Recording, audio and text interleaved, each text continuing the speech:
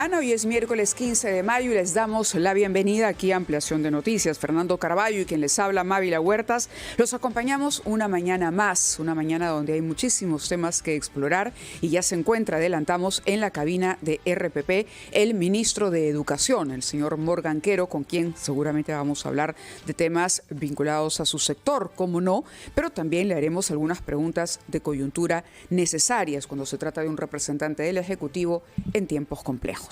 Fernando, buenos días. Buenos días, Mávila. Buenos días a quienes nos siguen por la televisión, por la radio y por las redes digitales. Es importante destacar que la educación es mucho más que lo que pasa en las escuelas. Es lo que pasa en nuestra sociedad en su conjunto. Es la preocupación principal de los padres porque miran que el futuro de sus hijos está condicionado por la calidad de la educación que puedan recibir. Y es por eso que vamos a hablar con el ministro sobre su sector y algunas decisiones concretas que han sido tomadas a nivel escolar y a nivel universitario, pero también, como lo ha sugerido Mávila, en los últimos días el ministro Morgan Quero no se ha privado de hacer algunos comentarios sobre política general y en particular ha sostenido que se puede temer que haya en curso un golpe de Estado contra el gobierno de la presidenta Dina Boluarte. Es importante que nos aclare qué quiere decir eso, opinión que felizmente no ha sido retomada por otros colegas de él. Comenzamos entonces con el señor Quero. Muy buenos días, ministro. Muchísimas gracias. Bueno, Fernando ha planteado un tema sobre el que nos parece fundamental se pronuncie. Usted te reitera que hay un intento de golpe de Estado contra el gobierno de la presidenta Boluarte. Buenos días, Mávila. Muy buenos días.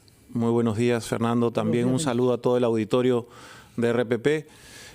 Yo he planteado una reflexión y creo que otros actores también dentro del sistema político peruano han hecho esa misma reflexión. Es una reflexión a conciencia y, como lo señalaba Fernando, el tema educativo va más allá de simplemente lo que sucede en nuestras aulas. Tiene que ver con el ejemplo que le da nuestra clase gobernante, nuestra clase política, a nuestros jóvenes y a nuestros niños. Y yo, como profesor también, como docente de ética y ciudadanía, en el pregrado de una universidad, me doy cuenta del desconcierto que puede existir entre algunos jóvenes en relación a lo que sucede en el Perú de nuestros días y también en lo que ha sucedido en el pasado más reciente. Y por eso quería yo poner, digamos, el énfasis sobre esta amenaza que estábamos viviendo en torno a un proceso bastante complejo, más bien de golpe blando, como lo he denominado. El señor ministro César Vázquez, ministro de Salud, el día de ayer también ha desarrollado algunos elementos de esta idea, ¿no? Lo que les pediríamos es que sean un poco más claros, hablar de golpe blando, de dónde vienen estas amenazas concretas, porque me imagino que parten de información real en su calidad de ministros de Estado y haciendo este tipo de pronunciamientos públicos. Ustedes deben tener información que sería vital compartir con la población esta mañana. Sí, Mávila. Más bien es una dinámica política instalada. Las dinámicas políticas no dependen de un actor hegemónico ni de una sola voluntad. Son movilizaciones de crisis que se dan en un contexto de debilidad de la institución democrática. Y yo creo que eso es algo que tenemos que enfatizar. Y por lo tanto, también mi reflexión tiene que ver con hacer un llamado a la responsabilidad de todos los actores para fortalecer nuestro Estado de Derecho y nuestras instituciones. Si me permite, y antes de perder el hilo del tema, porque es importante que las cosas queden claras. Usted dice es una dinámica, no le atribuye a nadie en particular ni a fuerzas en particular. El juego de la política es así.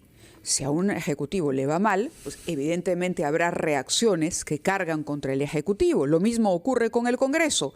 Usualmente el ejecutivo ha observado normas.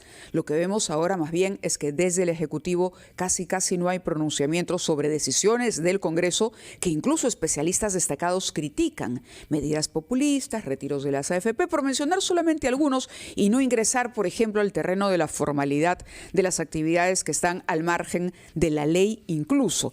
La pregunta concreta es, La presidenta no está declarando ante la prensa, no está respondiendo. Hay un ruido político, pero ese ruido no se va a resolver porque los ministros salgan a insinuar que hay una dinámica golpista. El ruido se resuelve cuando las cosas se dicen claras, y no claras a los periodistas, sino a la ciudadanía. ¿Qué pasa con la presidenta de la República que no concede entrevistas a ningún medio de comunicación y ni siquiera ofrece una respuesta clara a las recientes imputaciones que hablan claramente de una presencia suya y una injerencia en asuntos de investigaciones fiscales de su hermano?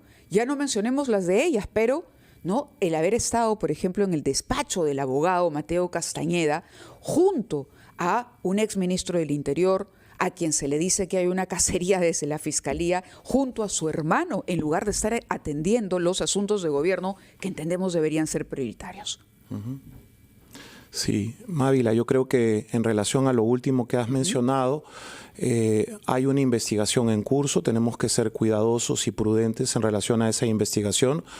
Tengo entendido que el abogado de la señora presidenta constitucional de la República, Mateo Castañeda, también ha hecho algunas declaraciones en medios y yo creo que habría que seguir investigando porque es un tema que puede traernos algunas sorpresas del lado de lo que implica esta dinámica un poco extraña de parte de algunas personas que han tenido esas reuniones. Entonces yo creo que tenemos que seguir investigando, tenemos que ser cuidadosos con el hecho de plantear nuestras ideas generales no corroboradas en relación a denuncias de todo tipo. Estamos en un sistema político sobrecargado, saturado de denuncias. Estas denuncias no tienen corroboración, Mávila. La presidenta tiene en algún momento La presidenta el día de ayer ha salido a un evento público, Mávila. Entrevistas sobre cuestionar. Ya no hablemos sobre el tema, si quiere usted, sobre el Ministerio Público. La presidenta podría decir, bueno, respetemos, ¿no? Lo ha dicho antes, Mávila. Pero hay asuntos de gobierno también. ¿Por qué no habla con la prensa? La presidenta ha salido ayer, ha hecho un evento público en el Callao, ha dado un mensaje, un discurso y se ha reunido con la gente, con la población, que es lo más importante, entregando una serie de resultados y de títulos de propiedad que son muy importantes para los más pobres en el Perú, para los más humildes. Eso quiere decir que la postura de la presidenta, su comunicación con la población va a ser a través de pronunciamientos. Ella no va a aceptar preguntas ni repreguntas. No se trata de eso. Se trata de que justamente se ha organizado de otra forma la vocería presidencial directa de las actividades de la presidenta con un nuevo vocero que también algunos actores planteaban como una posibilidad. Y, por supuesto, el liderazgo... ¿Quién aconsejó el nombramiento del vocero? Yo no tendría, digamos, una respuesta para esa pregunta, querida Mávila. Simplemente estaba en el ambiente desde hace algún tiempo y no solamente en este gobierno, en otros gobiernos se ha planteado la posibilidad de que en el Perú exista una vocería del Poder Ejecutivo vinculada a la Presidencia de la República de manera directa, más allá del trabajo que realiza el presidente del Consejo de Ministros, que es el vocero del gobierno, del conjunto de ministros y del gabinete, y es el coordinador de los ministros. Entonces, por ejemplo, parte de estos temas, Mávila, tienen que ver con el hecho de que podemos, por ejemplo, abordar asuntos del sector educación y que finalmente terminamos conversando sobre estos otros temas, ¿no? Entonces, justamente a propósito de esto, tenemos que ir a una pausa, después de la cual hablaremos sobre temas sectoriales. Advertimos que íbamos a hablar primero sobre temas políticos. Un instante para preguntarle, usted se ha referido al desconcierto que haya entre los jóvenes que no entienden este cruce de ataques, instituciones en conflictos competenciales y otras. ¿Reconoce que el Ejecutivo es por lo menos corresponsable de ese desconcierto? Yo creo que todo debe de ayudar y contribuir al fortalecimiento del Estado de Derecho a través de los organismos autónomos y del sistema judicial en su conjunto para evitar judicializar y darle un lugar central a la Fiscalía en relación a los temas políticos. Y creo que tenemos que fortalecer nuestra democracia con una perspectiva ciudadana y ampliamente participativa. Y eso le va a dar una nueva energía que le va a dar sentido a las cosas que están sucediendo en el Perú en relación al desarrollo y el trabajo con nuestros jóvenes. Sin que eso signifique, suponemos, impunidad frente a algunas cosas que estamos viendo. No tiene que significar impunidad, pero no debe de repetirse lo que sucedió en esos días aciagos del 2019, en abril, cuando el señor presidente Alan García se quitó la vida. No debe de repetirse las detenciones arbitrarias de actores políticos de forma fuera de lugar en relación a sus derechos humanos. Eso es algo que tenemos que... ¿A qué se refiere concretamente? ¿Podría decirnos después todos de la los pausa? casos que hemos vivido en los últimos años en el Perú en relación a las detenciones preliminares, que me parecen un abuso de poder desde una lógica del derecho. ¿Usted está dentro de ese grupo? Lo dije el domingo, lo dije también el día de ayer. Por ejemplo, Mávila, la Fiscalía soltó 4 veces al maldito Cris, este delincuente avesado, que finalmente fue abatido en una balacera y la Policía Nacional, en defensa propia, lo abatió hace unos meses. Pero 4 veces fue liberado después de haber sido capturado con la eficiencia del trabajo de nuestra Policía Nacional. Y yo creo que ahí hay una contradicción. Tendríamos que estar trabajando en relación a esa criminalidad organizada y no generar un manto de sospecha grave sobre el sistema democrático en torno a esa lógica de la señor impunidad. Ministro, es tan grave como la corrupción en el poder.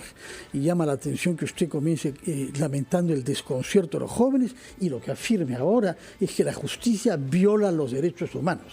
Esa es la afirmación que hizo usted, que el sistema judicial sirve para eso. Podrá contestarnos si quiere seguir hablando sobre política. Con mucho gusto. Después de la pausa, pero ojalá que podamos hablar sobre los temas sectoriales, porque como hemos dicho, es la prioridad de toda política pública, mejorar la calidad educativa y preparar un país en donde hayan gentes mejores que las que estamos viendo en los últimos tiempos. Vamos primero a la pausa. 8:19. Del norte de Lima. Retomamos, Mávila, nuestra conversación con el ministro de Educación, Morgan Quero. Así es. Y bueno, vamos a conversar ahora sobre el proyecto especial de inversión pública Escuelas Bicentenario y las próximas entregas entre junio y diciembre de este año 2024.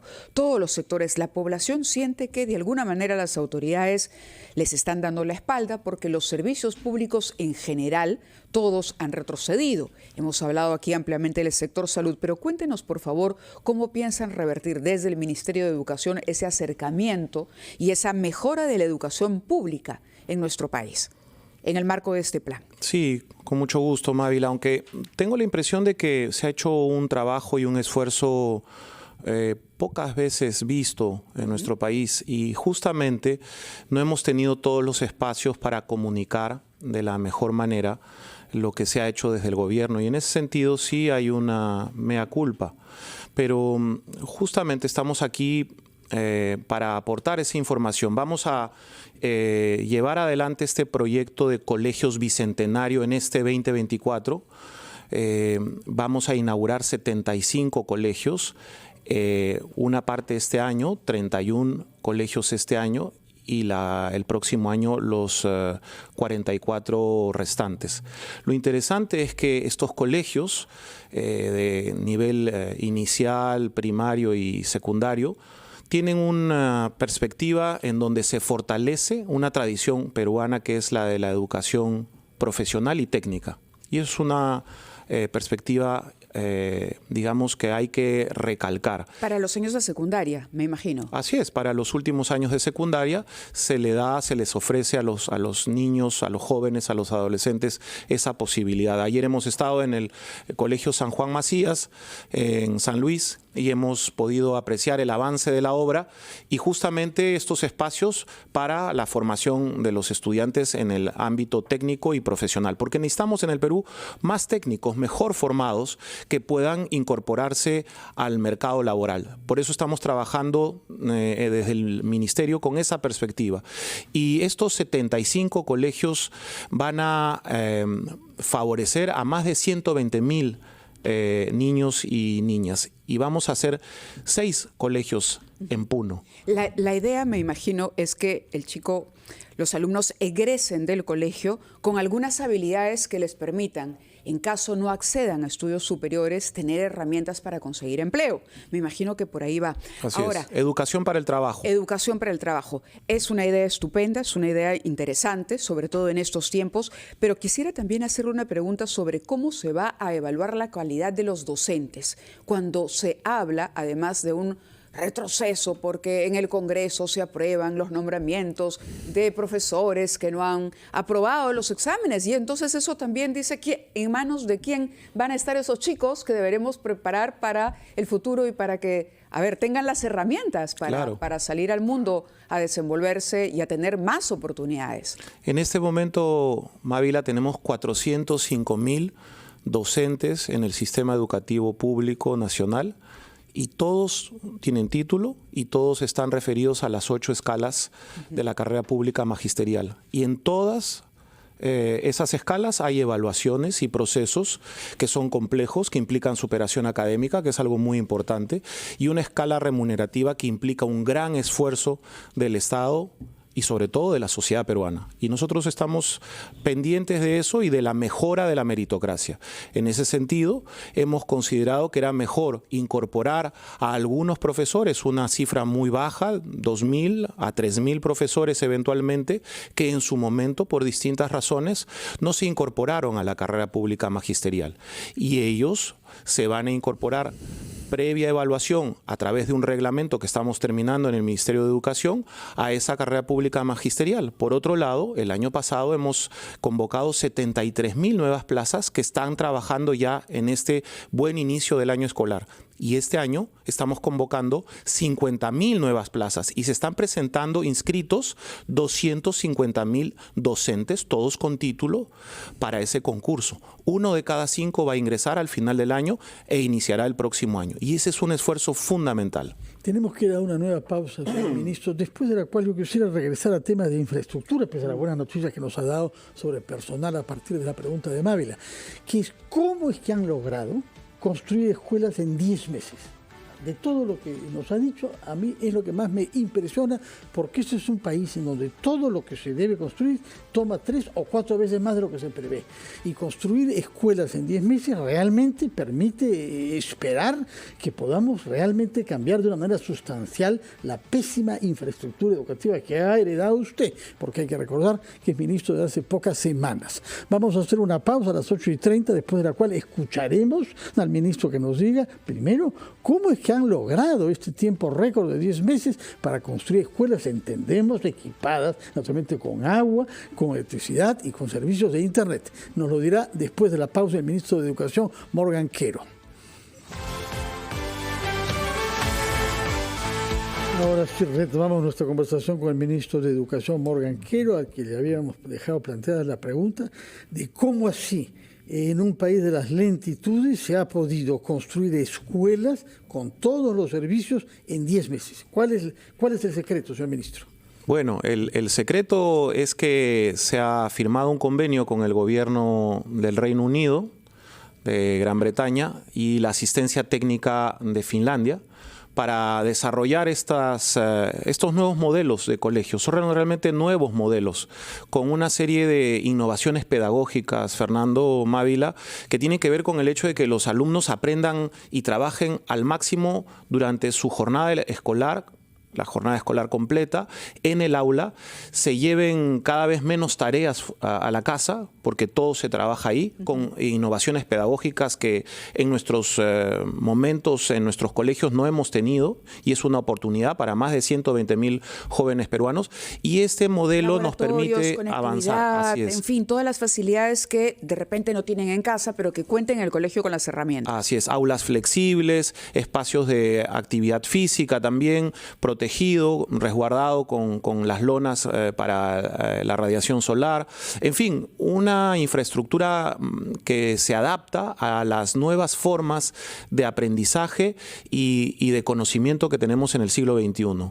Y eso es algo fundamental, y vamos a estar inaugurando ya los próximos colegios a partir de la segunda semana del mes de junio, y vamos a ir también con los amigos de la prensa para que puedan conocer esta innovación pedagógica que realmente vale mucho la pena por esta asistencia y esta combinación entre el Reino Unido y Finlandia. ¿Este es el programa de escuelas modulares? No, ese es el programa colegios bicentenarios, son 75 en 9 regiones focalizadas. Y luego tenemos un nuevo proyecto que estamos lanzando ya con un piloto que está en Huaral, en Atavillos. Vamos a ir a visitar ese piloto como una forma de inaugurar ese modelo. Tenemos que sensibilizar también a la opinión pública porque es un modelo de colegio que es como un Lego que se arma en función de las características bioclimáticas que están adaptados a la Amazonía, a la sierra del Perú, a la altura del Perú y a la costa, por supuesto. Y esos colegios modulares tienen saneamiento, agua, tienen electricidad, la mayoría tendrá internet, tendrá una conectividad y por supuesto no necesitan algo que es bastante complejo al interior del país, es el saneamiento físico-legal. Claro. Con las municipalidades trabajaremos de la mano con los gobiernos regionales articuladamente para poner ese colegio en una zona libre que no tenga algún riesgo de desastres y que pueda beneficiar a las comunidades. Son colegios para 400 alumnos, para 600 alumnos. Ahora, respecto del financiamiento, usted ha afirmado que poner el acento en la modalidad obras por impuestos. Díganos una palabra sobre eso. ¿Cuántas escuelas se pueden construir? ¿Qué es lo que prevé usted como capital de obras por impuestos para complementar el presupuesto público? Sí, el Ministerio de Educación tiene a tope sus obras por impuestos, está trabajando con las empresas más prestigiosas del Perú que están comprometidas con el desarrollo y en ese sentido, por ejemplo, hemos estado visitando el COAR, el Colegio de Alto Rendimiento en Tacna, que próximamente también vamos a inaugurar. Hemos hecho la supervisión de la etapa final de esa obra y asimismo hemos visto que ya está listo el COAR en Huaraz, en la región Ancash, en donde vamos a trabajar también con los jóvenes en esa perspectiva de excelencia académica, con acceso a más idiomas, a más actividades integrales de desarrollo personal para nuestros jóvenes, lo cual le da un espacio de crecimiento y de liderazgo a esos niños que no teníamos antes. Entonces también estamos con APPs, con alianzas público-privadas. Tenemos un monto estimado de 3.000 millones de soles para APPs y estamos trabajando de la mano con Proinversión y con los proyectos del sector privado que están interesados en darle sostenibilidad y mantenimiento a los colegios que se van a crear en Lima Metropolitana y en otras regiones por los próximos 20 años. De acuerdo. ¿Qué contesta usted a los rectores de universidades públicas que se quejan de que les han recortado presupuestos y que salen con las manos atadas para no poder implementar programas que habían ya previsto?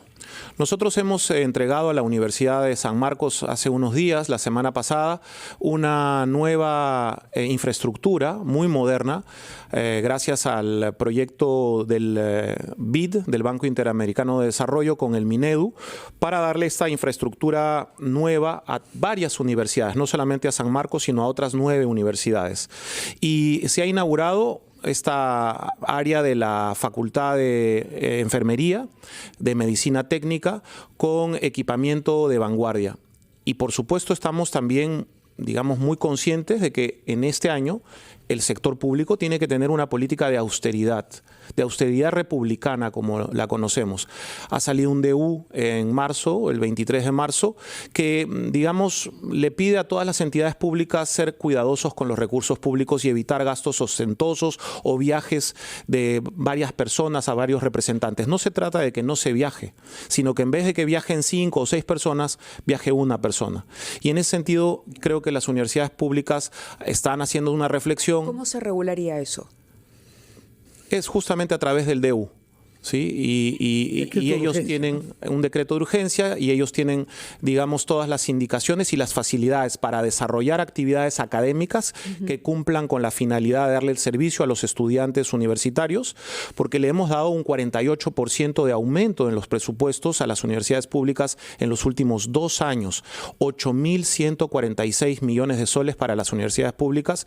Es una cifra que nunca antes habían recibido las universidades públicas. Luego recortan y tenían previsto, por ejemplo, congresos académicos en los cuales no hay conocimiento que aumenta. Sí. ¿Cómo explicar que ustedes quieran poner dificultades para Ninguna que los académicos puedan reunirse con sus colegas de otra parte del mundo?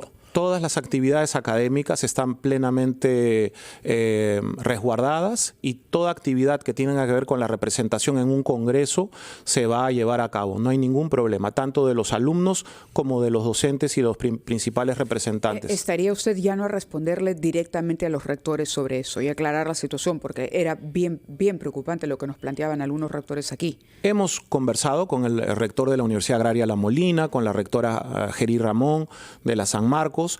Hemos conversado con cada uno de ellos y también hemos firmado convenios importantes con 6 universidades públicas la semana pasada para que capaciten a nuestros docentes en varios ámbitos de la innovación pedagógica. 10.000 profesores van a ser capacitados por las universidades públicas y ahí está el compromiso de trabajo articulado. Y si requieren algo más para una actividad académica que cumpla los fines universitarios, vamos a hacer las gestiones con el MEF para que se atienda inmediatamente a nuestras universidades. Muchas gracias, señor ministro, por contestarnos primero sobre preguntas en relación a la política y luego sobre cosas que tienen que ver con su sector, tanto a nivel escolar como a nivel universitario. Muchas gracias por su presencia y mucho éxito en su gestión. El Perú lo necesita. Muy buenos días. Muchas gracias, Fernando. Mávila, buenos días a todo el auditorio. Hasta luego.